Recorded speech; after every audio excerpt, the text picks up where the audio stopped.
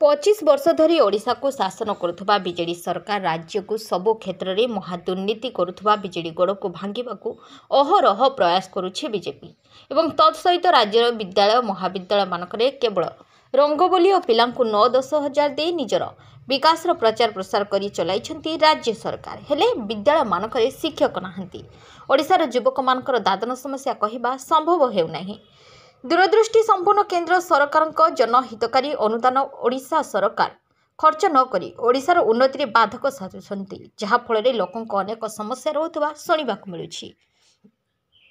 राज्य सरकार केंद्र सरकार योजना को प्रकृत हिताधिकारी निकट में न पहुंचाई केंद्र योजना स्टिकर मारी निज नारे नामित करुवा घटना और लोकों समस्या को नहीं विरोध करी आज की 25 वर्ष हो सारा किंतु फलशून हो जाइए। तेणु वर्तमान 2024 निर्वाचन समय आसी सकाशे राज्य सरकार दुर्नीति बिजेडी गोड़ को भांगा पद्मफूल भोट दे उभय सांसद प्रार्थिनी मालविका देवी और विधायक प्रार्थी रमेश माझी को जययुक्त करने को दल केन्द्र हेवीवेट नेता राज्य में प्रेरण कर अनेक स्थान में जनता को भोट भिक्षा करुवा देखा मिली।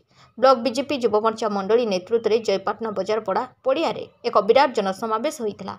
यह कार्यक्रम में जिला सभापति श्रीजुक्त आर्तत्रन महापात्र श्रीजुक्त शेषदेव बेहरा कृषक सभापति श्रीजुक्त जगमोहन पट्टनायक बुथ कोऑर्डिनेटर लांजीगढ़ श्रीजुक्त थबीर बाग चेयरमैन जयपाटना ब्लॉक श्रीजुक्त अंगद माझी जिला परिषद श्रीजुक्त विजय दिशारी राज्य आदिवासी मोर्चा उपस्थित थिबा सह दलर अनेक कार्यकर्ता उपस्थित थिले।